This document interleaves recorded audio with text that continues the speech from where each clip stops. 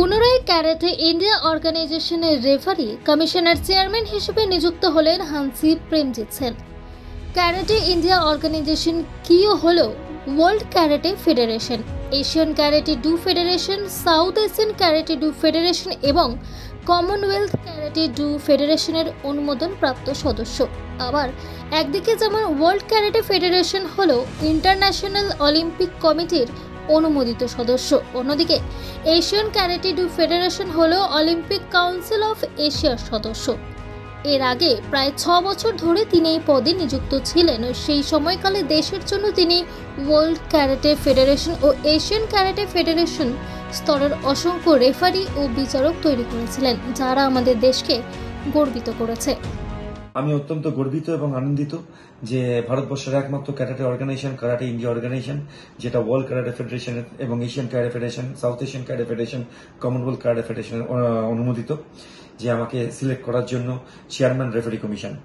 এর আগেও আমি 5-6 বছর আমি রেফারি কমিশন চেয়ারম্যান ছিলাম এবং সেই সময় ডিউরিং মাই টেনিয়ার আমি অনেক WKF ওয়ার্ল্ড লেভেল এবং এশিয়ান লেভেলের রেফারি প্রডিউস করতে পেরেছি, যারা যে অত্যন্ত ভালো কাজ করছে। যে কোনো খেলাতেই রেফারি ও বিচারকেরা সেই নির্দিষ্ট খেলাটির মান কি হবে তা নির্ধারণ করেন।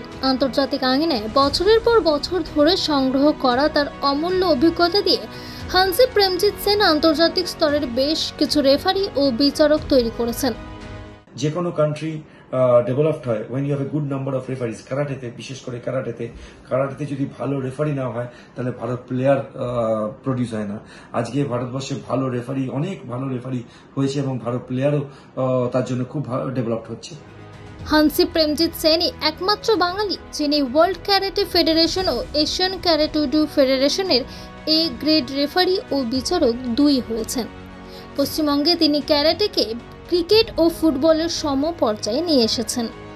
হানসি প্রেমজিৎ সেন জানিয়েছেন, ক্যারাটে ইন্ডিয়া অর্গানাইজেশনের একনিষ্ঠ সৈনিক হিসেবে ভারতের সর্বত্র ক্যারাটে ডু এর উন্নতি সাধনে ক্যারাটে ইন্ডিয়া অর্গানাইজেশনের যেখানেই আমাকে প্রয়োজন হোক না কেন সেবা করতে পেরে আমি অত্যন্ত আনন্দিত হব। আমার যে এক্সপিরিয়েন্স আছে, এত বছর ধরে আমি ওয়ার্ল্ড লেভেলে রেফারিং করেছি, জাজিং করেছি, আমি আবারও ভারতবর্ষের রেফারিকে আরও একটা ভালো জায়গায় নিয়ে যাওয়ার চেষ্টা করব।